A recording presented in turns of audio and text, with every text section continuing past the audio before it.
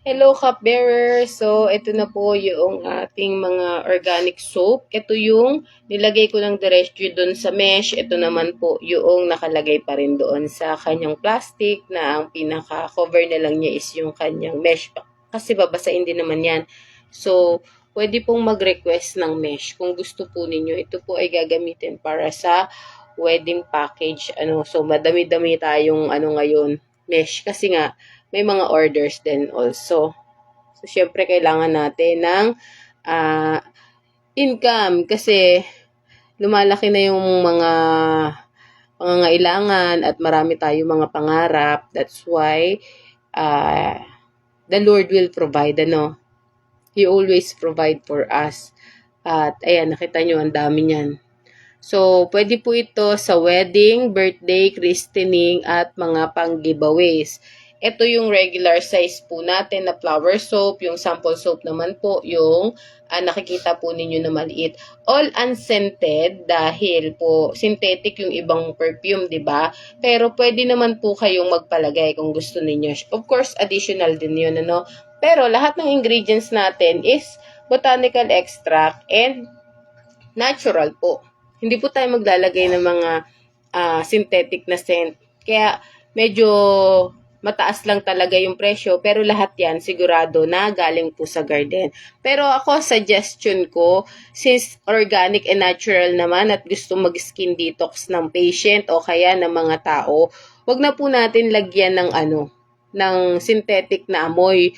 Ang gawin na lang po ninyo yung natural kasi mas maganda po yung effect So, ayan. So, may mga nagsasabing sa simula makate, yes, part po yun ng skin detox. Wag lang po na sobrang kate na nai-irritate na yung skin. Baka naman po kasi ang ginagawa ninyo talaga naman pong pinagsasabay pa din yung mga may chemical na soap doon po sa organic. Hindi po.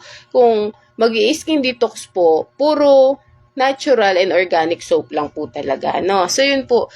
Ako naman ay nag-e-educate ng tama at proper way kung paano po mag-skin detox gamit po yung ating organic soap. Ayan.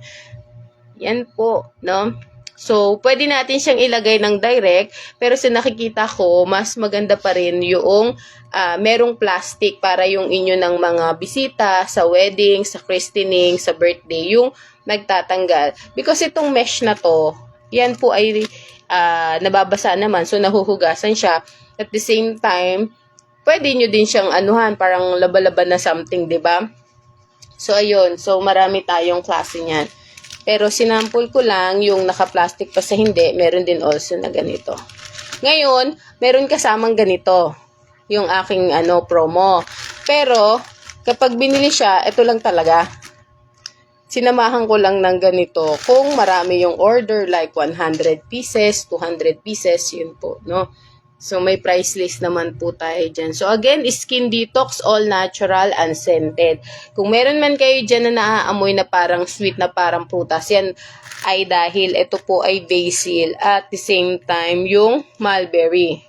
Ito lemon to. Ito oatmeal to. Yan. So, yun lang po. At kung gusto po ninyo mag-inquire, mag-message lang po kayo. Yun lang. God bless everyone. Dami na. So, ayan guys, may nag-message kagad sa atin, habang ako ay nagbabayte ng ating mga mesh. So, yung nakikita po ninyo, ito ay lavender buds po ito. Yan. Tapos, meron din ako nilagay dyan. So, kung ano yung nasa loob, ang plan ko, yun yung ilalagay natin na botanical extract. Pero, depende po kasi yun kung ano yung gusto ninyo, kung meron pong mga dried flower or what. Because may kanya-kanya pong mga pamahiin doon sa mga kasal, sa mga christening, or whatever po yung ating mga celebration. We have to respect our clients pagdating sa mga ganong bagay. So, okay guys. Ang pinakamahalaga kasi sa mga ganito is, yun nga, we have to respect yung mga tradisyon at paniniwala. So, ito kasi is pambigay talaga, pang giveaways talaga. So, may whitening bias, pwede po, pero ahead of time magsabi kayo. Kasi, kinakalculate po yung formulation nun kung lalagyan mo siya ng niacinamide, ng kojic, or ng anything. The problem, pag nilagyan mo na siya ng ganun, nawawala na po yung pagiging organic niya. Yun po yung sinasabi. So, yun po. Okay guys, video ko, no. Oh, ito, yung nakikita nyo na yan ay lavender buds. Nakikita nyo ba? So, kagaya nga nung sabi ko dun sa live is, we have to respect kung ano yung tradition, paniniwala nung ating mga client. Kasi yung iba ayaw nila ng may dried flower or anything. So, kung ano yung gusto ng client, yun pa rin yung masusunod. When it comes to customization, no, yung nagko-customize tayo, no, kung palalagyan nyo yan ng koji, kung palalagyan nyo yan ng arbutin or whatever, customize na po yun. Hindi na po siya yung sabihin natin na organic. Because hindi naman po organic yun mga yun.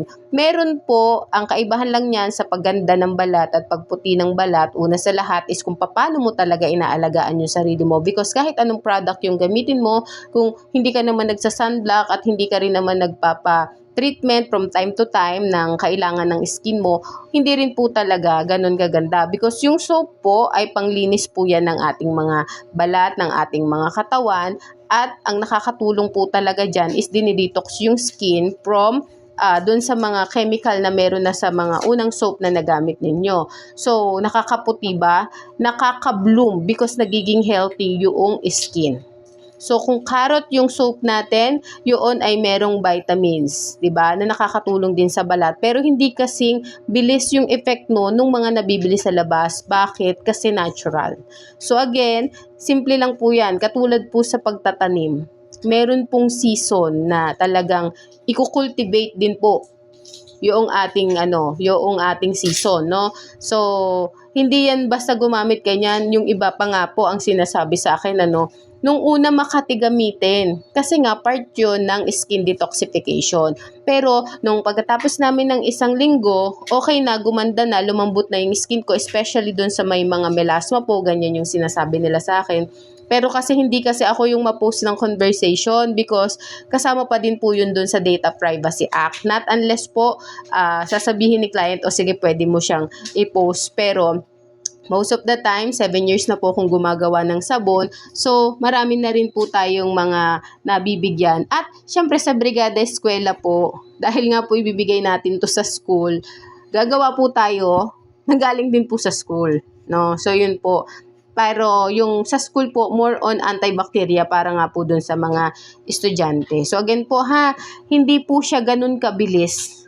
Pero, at least, yung pinakamahalagang part ng ating mga concern, skin detoxification is yun yung kanyang target.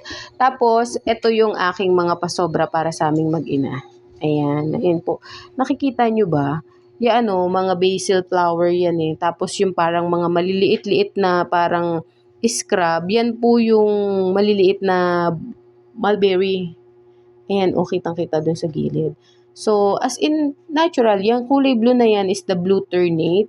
So, ako naman kasi pag humingi ako, hindi ko naman sinasagad yung puno. Ang kapal naman kasi ng mukha ko pag sinagad ko. Siyempre, baka meron din ibang tao dun sa place na gustong humingi, di ba? So, ganun lang tayo, ayan. Tapos, sa mga nakanood ng una kong video, di ba may kalamansi dyan? So, yun, kusa na po yung natatanggal pag nakakuha na yung nutrients, no? Pero, kung dito ko nilagay yun, kaya ko siyang igitna. So, sasama siya dun sa soap, no? Pero, dahil ito ay flower, hindi po yun lumudubog, umaangat po yun, no? Kasi dito, sa ganito, kalahati muna, pag tumigas yun, kalahati ulit. Yun yung mga strategies, no? So, again, ayan, pwede nating lagyan ng mga dried flower, pero we have to respect kung ano yung mga pamahiin, paniniwala ng ating mga client na gusto po nila sa kanilang weddings. Dibuyes, oo. Kasi nga pang giveaways po ito, no? So, ayan. Pero mas maganda pa rin na nakaganito, no? So, tinry ko ang abaka, kaya lang nadadamage kasi yung ganito pag sa abaka, tsaka matigas kasi yung abaka. So, ganito po talaga siya, no? At tsaka ganito. Yan. So, yun lang po. I hope naintindihan po ninyo. And, again, the main purpose of organic soap is the skin detox. Yun lang. At, Pwede pa din po kayo mag-order, pero ito po kasing mga itong pinopost ko, may mga may-ari na po nito. Nakapag-deliver na tayo sa school, tapos may mga may-ari na also nito, no? So, gagawa na lang ako after ng aming activity because we have mission na aatinan sa birthday ko, of course, sa Saturday. God bless!